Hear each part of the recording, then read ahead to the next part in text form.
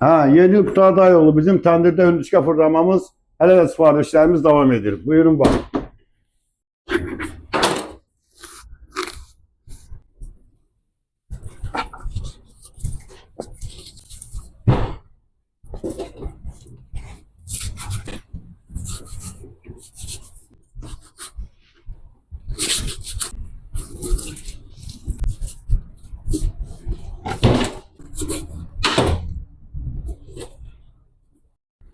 Ha, artıq hündüşkamız duzlandı, üstü yotlandı, kəsiləsi artıq yerləri kəsildi, içi doldurulmağa hazırdır.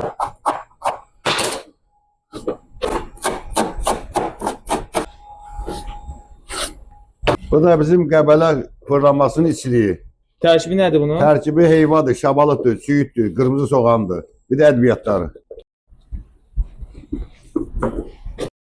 Artıq hündüşkamız hazırdır, təndirə içi dolub, tikilib, yanası yerlərdə faliqalanıb ki, yanmasın təndirdə. Artıq hündüşka starta hazırdır. Və ən əsası kömürümüzü təndirə tökürük. Təbii ki, özdə bir şey bu hündüşkamız. Aşağıda da şaxlar var, burada şaxlar. Artıq təndirimiz hazırdır. Hündüşka getdi bişməyə. Ya Allah, ya Məhəmməd, ya Əli. Artıq hündüşkamız hazırdır. İndi bunu pakovka eləyirik, səliqəli. Əziz izləyicilər, nəzərdə saxlayırıq ki, bu təndirdə hündüşka paketli. Qardaşlar Qarabağın futboluna başqa məkanda baxır, amma yeməyi bizdən sifariş edirlər.